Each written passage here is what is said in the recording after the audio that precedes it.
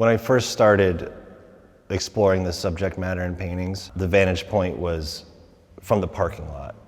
I was close to the entry. I was very interested in the sort of postmodern facades and the play of light on the building sides, and maybe the vegetation in the parking lot.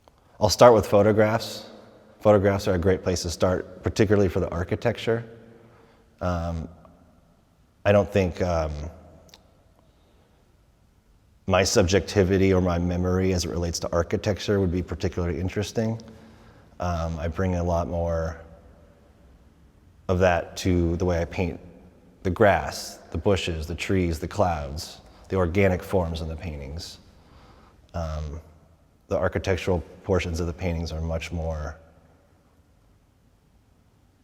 for lack of a better word, photographic, realistic.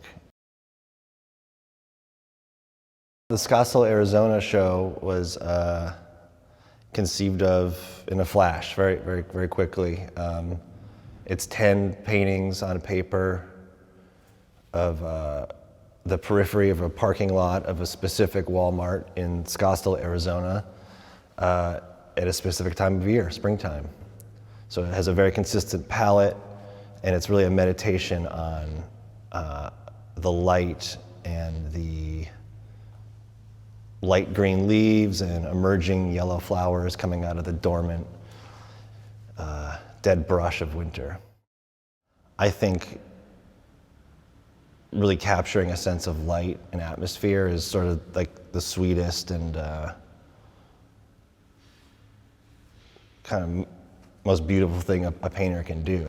And so when I'm making these paintings, once I've kind of established the form and the composition, it's really about finding the palette and how do I express a sense of daylight, of just being alive on a nice sunny day. You happen to be in the parking lot of this place, but it's really about sort of just the feeling of being in sunlight on like a nice day at like 2 p.m.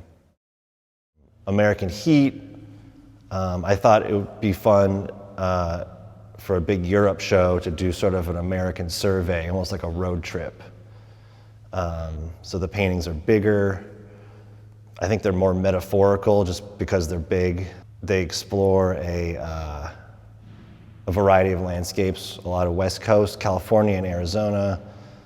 There's a painting in Nebraska, there's some paintings on the East Coast. For this show, I thought it made sense to step back out of the parking lot into the landscape to give context, because you're going to see Home Depot or Taco Bell in every state in the country, and there's an enormous, beautiful diversity in the landscape in the United States. So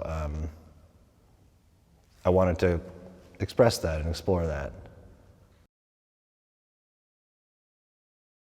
So what draws me to these subjects are that they make up basically an American commons. I think everyone in the United States has some relationship to these chain stores and restaurants. Indifferent, love them, hate them. And so I like that subject matter is something that people don't really think about that much. Most people don't really have a super deliberate relationship with these places. I think they're there for shopping and for convenience. I have a weird relationship with them. I've been painting them for 15 or 20 years. And yeah, I like to walk around the outside of the parking lot trying to find the right vantage point that captivates me. With the diptych and the triptych format, I became interested in, as I'm walking around these places trying to find pictures, I just became interested in walking, how your vantage point changes with every few steps.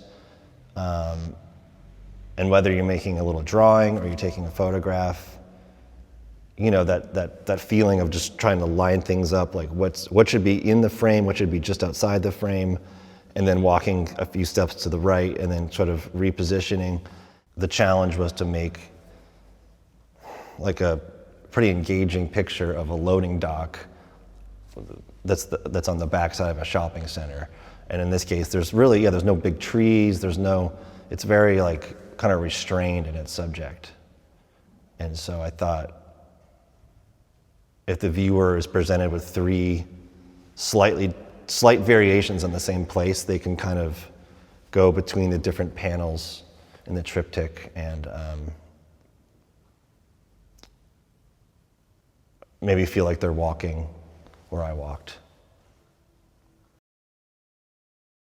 With the Civil War battleground paintings, it was definitely like that was the whole sort of fun of it, was to juxtapose this history, this, you know, like a 300-year-old stone wall, a big stately oak tree that's a couple hundred years old, land that's been, a field that's been sitting there for hundreds of years. Maybe people farmed on it, maybe animals grazed on it, maybe men died on it 150 years ago, and now there's a Home Depot there. That to me is rich and kind of amusing and dark and interesting. So I think that's why I was interested in doing a kind of broad American survey for this show. So I could, I don't know, explore some of the layers of history that some landscapes have and some not as much.